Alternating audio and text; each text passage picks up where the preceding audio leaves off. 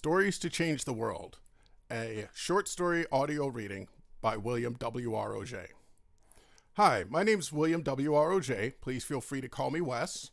In 2018, I submitted a short story for a writing contest called Stories to Change the World.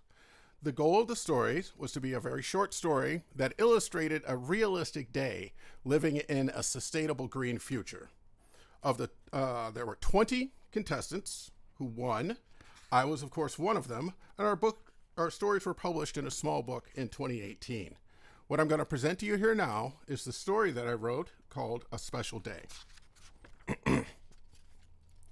Stories to Change the World, created by Alexis Thompson, edited by Rob Lee, funded by Blossom, Wild Heart Kids Yoga, Escuela Viva, Artifact, Grasshopper, Portland Montessori Collaborative, and AccentModification.rocks. Published in 2018 by Stories to Change the World, all rights reserved, printed in Portland, Oregon, USA. A Special Day by William Wes Auger, page 37.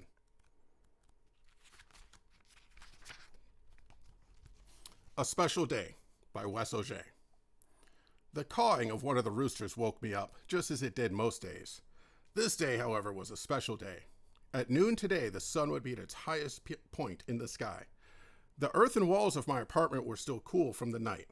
Cracks of sunlight were streaming in around the edge of my door and through the heavy curtains that dominated my southern wall.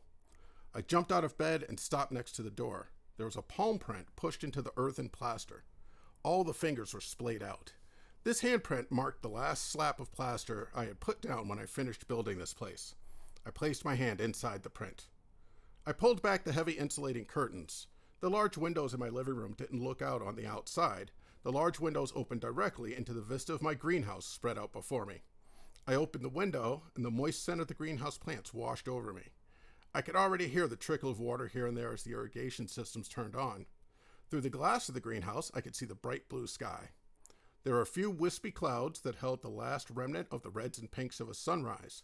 As the sun rose in the sky, I could hear the whine of several small pumps increase as the solar panels on my roof soaked up more and more power. I checked my batteries. If I had calculated my solar loads right, then today should provide enough power to fill all 4 batteries up completely. My mind raced with the thoughts on how I would use that stored power. Would it be better to ration it out, say one movie on the big screen plasma TV a week? Maybe it'd be better to use it to power one big blowout dance party on the speakers in the community amphitheater. The beauty is, I didn't have to decide today. Today, I just had to let the sun and the panels do their work. Speaking of which, I had to get to my work. But first, the usual morning routines. I grabbed a towel and my little toothpaste caddy and headed into the greenhouse. The door of my apartment didn't lead to the outside. It opened out onto the greenhouse. I stopped for a second to soak up the heady aroma of soil, water, and plants. It smelled luscious.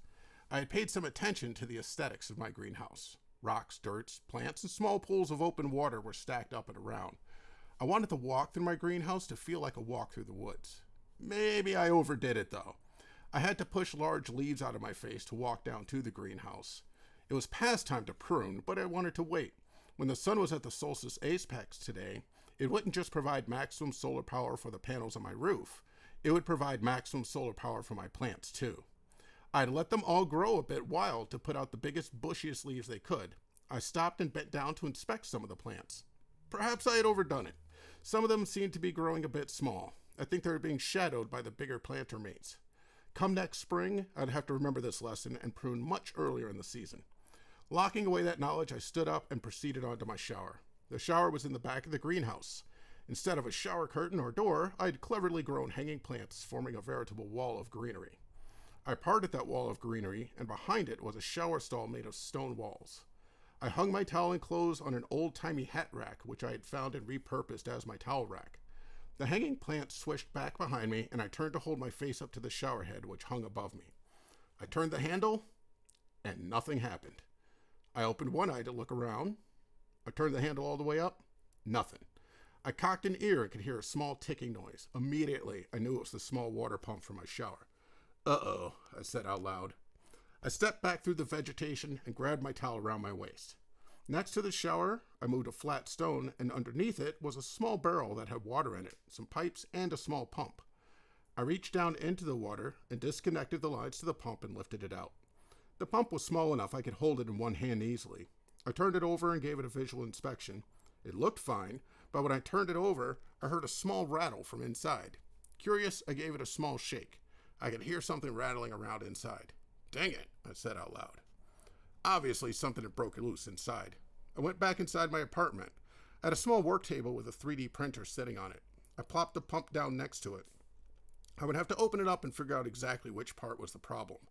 Fixing a problem like this is usually an hour tops, but this was today. I didn't have time. I needed to be in the community circle by noon. Maybe I could just forego the usual morning shower. My hygiene's really good, no one would notice. I huffed in defeated frustration. My morning shower wasn't just for me. I had built my greenhouse irrigation system to feed off the gray water from my apartment. The shower was as much for me as it was for my plants. Fine, I admitted defeat. I grabbed my computer tablet and turned it on. The remote icon for my 3D printer popped up and I pressed it. The printer started to hum as it powered up. I took a little toolkit out of a drawer, picked up the pump to see the quickest way to pop it open. It took a little longer than I thought, but I had done it. Now I was running down a pathway bordered by young trees. Everybody was already gathered at the old parking lot, as we called it. It was a big flat area of concrete left over from the shopping mall that used to cover this expanse of the landscape. We had bought the land and sold off the demolition wreckage from the mall to fund our village. They were all holding hands. Everybody was excitedly looking down at their own shadow as the magic moment of the solstice approached. A spot opened up in the circle. They held their hands out to wave me in. The end.